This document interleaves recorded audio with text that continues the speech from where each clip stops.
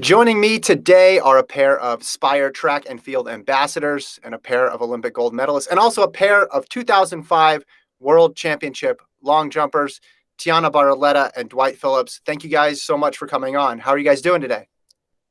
We're doing great. Thanks for having us, Kevin. We're doing well.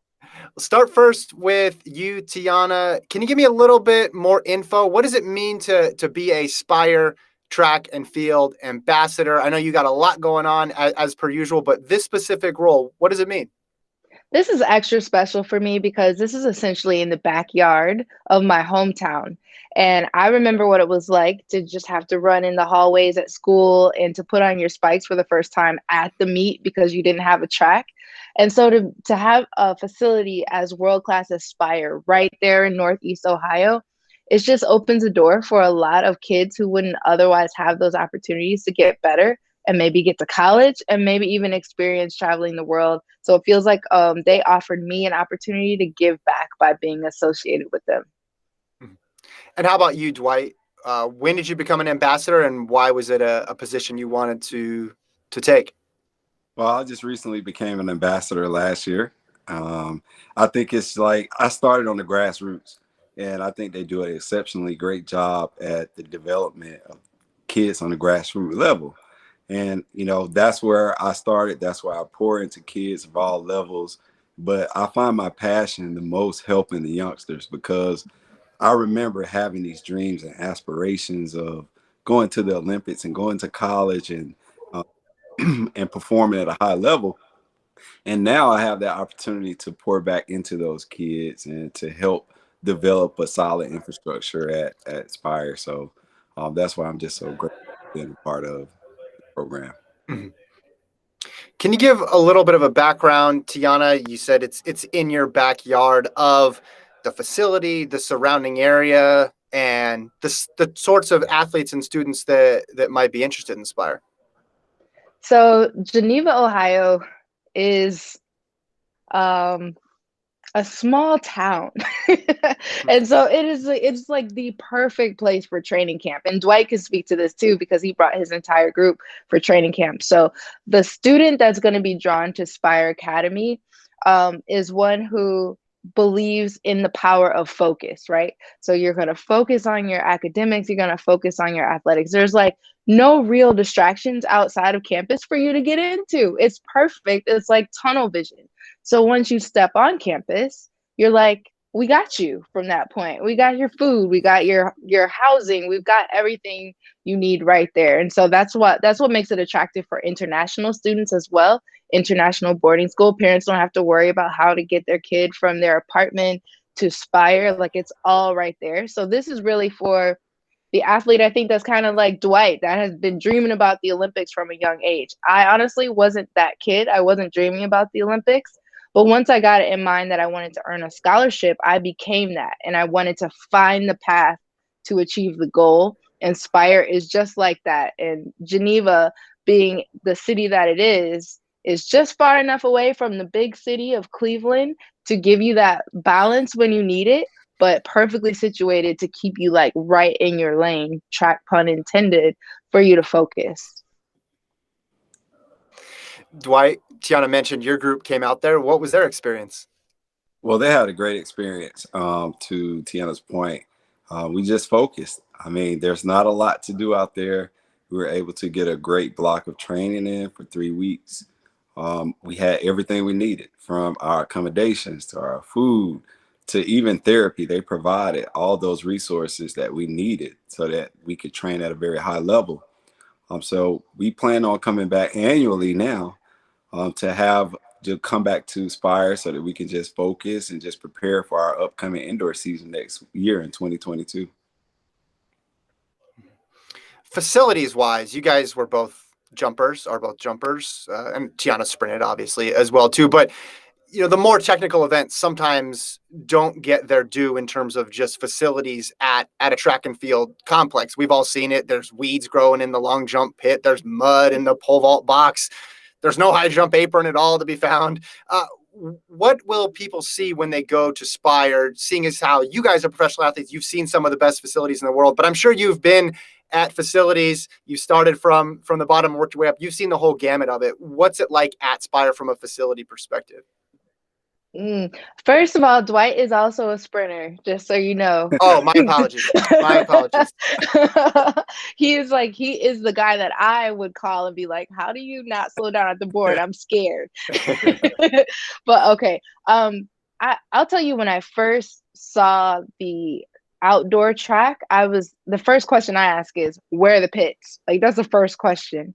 But they have their designated section, like in a D zone on the outdoor track. So it's not even that they were an afterthought, they were their own thought, their own space. It's like 4 different runways. You can flip them around and go different directions. So it's like they thought about all of that. And indoor is largely the same way, especially when it comes to the pole vault. So none of the field events have been neglected, which I was really happy to see, because that is often the case. We have to pull weeds, bring our own shovels, maybe bring in sand from somewhere to kind of get the pit ready to work in, but not the case at Spire Academy. When you walk into the facility, the indoor facility, I'm thinking like, I've never seen anything like this in my life. Number one, you have a 150-meter straightaway, of which you can do a 150 on a straightaway. You have a 300-meter track. You have the long jump, high jump, pole vault. You have everything right there. And I mean, I think it's the epitome of professional track and field for me. If I wanted to host a big championship, I think that on a global scale, I think that Spire can accommodate that. That's the very first thing that I thought about, because they really dotted their I's and crossed their T's when it came to thinking about all the different event categories. Tianna, I wanted to ask you about the culture of the place, about Spire, because you're dealing with obviously kids who are maybe a little more serious in terms of their track and field endeavors than your average high schooler, if there's such a thing as an average high schooler these days. I'm not sure if that's an accurate statement, but what is the culture like around Spire? What type of people thrive? What type of support is available? So what I like about Spire is that it's truly set up for anybody to thrive, because it does take a holistic view of the athlete. And so some of these programs, sell you a pipe dream, and it's like, hey, send your kid here, we can make them pro. And like, that's the entire focus, right? But at Spire, you've got maybe a kid like me who's more like on the nerdy side and more cerebral about the approach to the sport. So the academic track is going to be more attractive and support them on the athletic side. We've got personal skill development. We've got like all of the mental conditioning and how to make you a better human. Because truth is, if you are feeling like you are your best self, you bring that best self to the field of play. So there's no situation in which you being a better human is not going to affect your ability to perform on the track. And then, you've got the forward-looking kid that's like, I really want to get good enough to go to college, but I have no delusions about being pro or being an Olympian. And so there's no pressure for them to suddenly be something they're not, because we've got the career tracks for them. Like, okay, we see that you want to do this in college and like move on. Let's help you with that transition. And then all of the different academic tracks we have at the school, I mean, anybody will feel supported and anybody can be set up to thrive. Dwight, what have you thought about the culture when it comes to Spire? I know culture is a word that gets thrown around a lot, but ultimately that's what contributes to the success of an athlete or just a young person trying to achieve whatever goal they may have. Well, you have a melting pot of just people from all over the place. And then you have Richard Odell, who's done a great job of developing the infrastructure for the academics. The kids, like to Tianna's point, that they're cerebral, they're smart, they're athletic, and they're together. That's what I love, the togetherness about it and the camaraderie. And I just like the fact that these kids, their art, they have the tech side of things. They're building robots. It's one of the most amazing places I've been, because they've been so forward thinking, and I don't think it's like the normal curriculum. And I think that that's going to set Spire apart from any other boarding school in the country. Yeah, because you can go for esports and drone racing. You can learn how to be a drone pilot at Spire Academy. So this isn't like you got to be a genetic freak physically to go succeed at Spire. It's like, no, if you are good at esports, come build your team, make your money. Let's use the computer lab, which is ridiculous, to get your gaming skills up. Use the indoor soccer facility where they set up complete obstacle courses for you to hopefully not crash your drone into, but really perfect your piloting skills. I mean, Yeah. like me and Dwight were there and we crashed our drones, but it's like there's so much you can do, there's so much you can get into. It's just incredible. Dwight, can you just explain the difference between an experience a kid would have with Spire versus your own introductory experience growing up in the sport? I'm guessing when you were going to high school, they did not have drone racing. They probably did not have drones back then. No, it So, didn't exist. I mean, I'm like a Stone Age guy at this point. I mean, just the technology from the computers to, I mean, you can write on the walls. I mean, they're very progressive in their thought process, where, you know, how they teach the students and how they learn. They accommodate kids according to how they learn. And I think that that's something that's very unique in itself, because many times in a public school system of which I was in, it was a cookie cutter. It was one cut, and that's what you got. And if you didn't get it, you better catch up and try to find out how to, you know, learn. And at Spire, they accommodate you. You know, the resources are incredible, and I think that any kid would just be blown away by the incredible support staff, the facilities, the food, just the whole 9 yards. I mean, it's just an incredible place. when we talk about the transition from high school to college for an athlete, sometimes that's a bumpy transition. Tianna, first to you, can you speak a little bit about how being at a place like Spire might smooth that transition out a little bit? Maybe touch on your own experience moving between the high school world into collegiate track and field. Yeah, I found that the biggest adjustment for me, and then just watching my little sister go through it and other people, is the time management part, right? So in high school, you kind of just like, whatever, you get to practice, whatever, you do your homework when you do your homework. And then you get to college, and suddenly, oh, there's study hall at this time, there's this class schedule, and practice is at a certain time. And I think what Spire offers is that set schedule, that routine. So college won't be a shock to you because you already have been lifting maybe at 6 a.m. at Spire with your strength coach, then doing your full day of classes, and then doing one workout, maybe going to dinner, maybe there's another workout. It's something I think honestly there might not be a transition, or it won't feel that drastic, as opposed to going to a traditional high school, because time management, honestly, I think that was the biggest shock for me and my teammates going into university for the first year.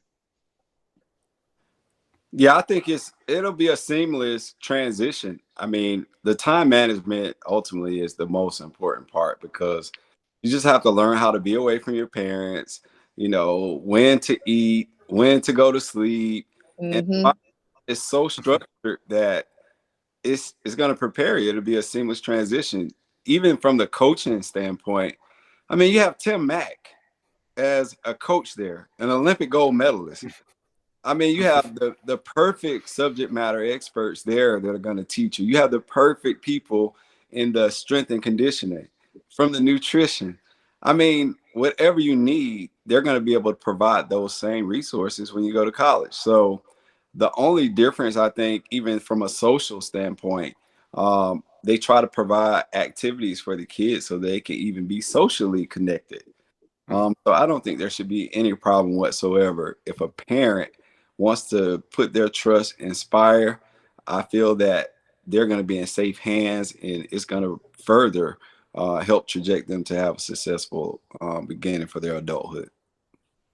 I want to touch on that coaching point there for a moment, because in general, high school club, it focuses a lot on the running events, right? A lot of attention to the sprints, a lot of attention to the 1600, the 3200.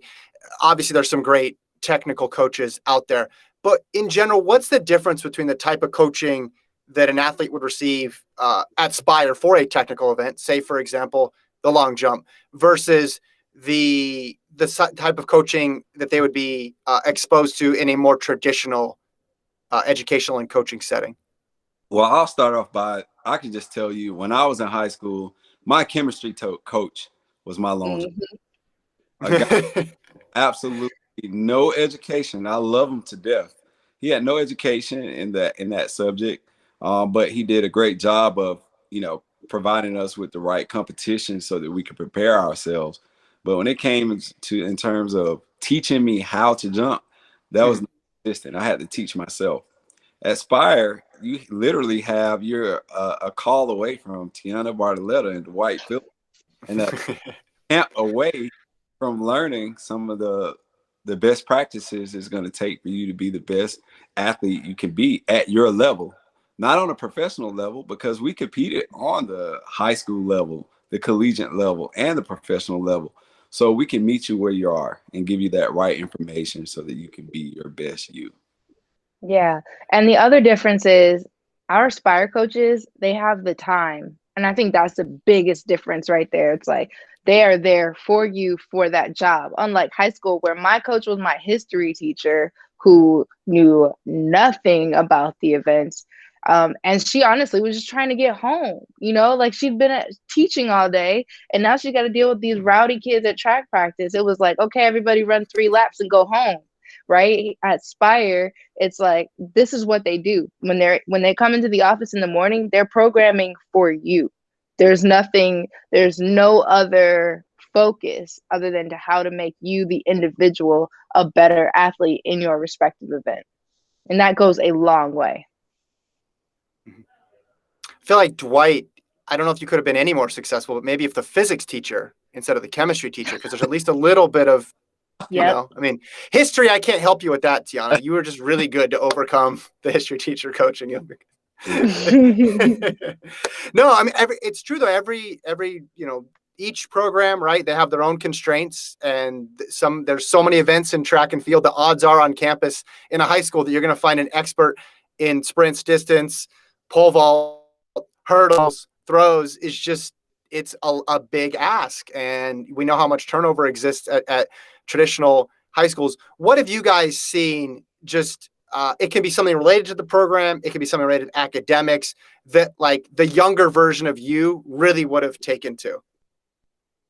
I was super lonely when I started track and field. I didn't have a club, and the the people I was on the team with affiliated with my school, it was like social hour. We were doing it because it was fun, but the moment you decide to like make it more than that, there's a separation between your friends that are just out there because it's fun and you who are like out there because you're pursuing mastery. Like, so what? You're in the 9th grade, you're pursuing mastery, right? And to Spire has like, you'll find like-minded people, and iron sharpens iron. And so just from being around other people with that kind of focus would have made me better earlier. And I mean, I don't regret my path at all, but I'm just saying that was the difference. It was a little bit lonely for me. And I see every time I go back to Spire, it makes me smile how they are together and kind of building each other up, encouraging each other, empowering each other. And they're from different schools, some of them, because we have many different ways for you to come to Spire. It can be camps or the track club or as a boarding student athlete. And so it's just really incredible to see like-minded people come together. And that's honestly where a lot of magic happens. That's the power of a good training group. I'm a creative person, and when I initially walked into Spire and saw that they had those type of curriculums even there, I was blown away because I own like 3 drones myself: the DJI Mavic, the Phantom 4 Pros. Fly them like kids. I mean, they really have a mind of their own. Like the drones they gave us, it's like you have to be like an official. But I think that's very unique for creatives. And it's a lane that a lot of kids are really capitalizing off of in this millennial age. And I feel that I wish that I had something like that when I was younger and I was exposed to that. And I think I would have probably gravitated more towards, you know, that than what the profession I took up in college. Mm-hmm. I like that you brought that up, Dwight, because when we're younger, though, it almost feels like you have to choose athlete and then you have to neglect like the creative side. It's like an athlete that writes poetry is like, an, an athlete that likes to draw and all this stuff. But at Spire, like you're encouraged to like they're gonna be like, oh, you play an instrument, yeah, let's block that time for you to play this instrument. And I love that because as society gets used to the fact that we're more than an athlete, Spire already has that embedded into their culture, which is pretty incredible. Before I let you guys go, I want to get caught up on what you're doing now. Tianna, still competing, and also you got a book coming out. Tell us about that. Yes, I did the thing. I wrote the memoir, and it'll be published June 8th. It's called Survive in Advance. It's available for pre-order via my website now, the signed copies. Really scary time because it's an interesting thing. And Dwight's written a book too, so he knows it's an interesting thing to put your life on paper and then offer it to others for them to kind of just do with what they will. So I'm very proud of myself for having seen that process through and told a very vulnerable and honest story, but I'm also like, oh my God, what have I done? Kevin, if you don't know, she's an incredible writer. I mean, incredible. I mean, Thank she you. very well write books for people for sure, and Thank you. maybe she'll me one day. We'll see. But she's Oh incredible. yeah. And Dwight, what about you? Mentioned the coaching earlier. You got anything else on the schedule? Yeah, I'm coaching athletes pretty much all day long. That's what I do. I really enjoy it, and just to share my expertise and to figure out the issues of other young people and just help them be the very best that they can possibly be. I started about 7 years ago. I've always been a coach, really. I coached a young lady the very first time, the very first athlete I ever coached. I was an athlete preparing for the 2008 Olympics, and this young lady, her name is Chelsea Hammond. She says, "Can I train with you? Can you coach me?" And I'm like, "How the hell am I going to coach you?" Yep. Long story short, the very first I ever coached, she won an Olympic medal. So I've always been a coach my entire life. Ever since my chemistry teacher, he couldn't teach me anything. I had to learn it myself. So I've just always been a coach. Mm-hmm. What event are you most looking forward to at the Olympic trials, Dwight? I'm most forward looking to I love the long jump, but I like the 100 meters. I just want to see, I just love the 100 and the 400 meters. The 400 is my favorite race out of all races. So I want to see that 400, the 100, and the long jumps in that order. Wait a minute, to run or to watch, Dwight? The 400. Well, my first 2 years in college, I ran the 400. I was a 400 runner. Oh, wow. Freshman and sophomore. Then I transferred to Arizona State. That's when I started jumping. Oh. All right. Yeah, so I love the Tianna. Tianna, not including events that involve yourself. Like, is there an athlete that you're particularly interested, or an event group? That's so hard when I'm competing too. That's really hard for me. Like, I'm not a fan while I'm competing. Just being honest. I want to see my friend Stephanie Bruce, though. I want to see her make her first Olympic team in the 10,000. I bet you didn't guess me saying that, huh? Well, I was thinking, what's the longest distance away from you? And you go to the 10,000. You're not worried about competition there from the 10K runners. Dwight, do you have a particular athlete that jumps out to you that you like watching compete? Well, I love Ating. She's like amazing. I love watching her. I mean, I love Fred Curley just because his attitude is just so unique. I love watching him run. And, you know, I train a football guy, Marquise Goodwin. I'm looking forward to watching him jump, just seeing can he make history. So, I mean, those are the athletes that I'm most forward to looking at the Olympic trials. But overall, I'm a track junkie. I mean, I love all the events from the 10K down. So I'm just looking forward just to being there and just living, just kind of experiencing it just from a spectator standpoint and just taking it all in. Because when I was an athlete, I never got the opportunity to do that. So gonna enjoy it. Great. Well, thank you guys both so much for your time, Tianna Bartoletta and Dwight Phillips, the Spire track and field ambassadors. Thanks for hopping on with me today. Thank you. Thanks. Thank you.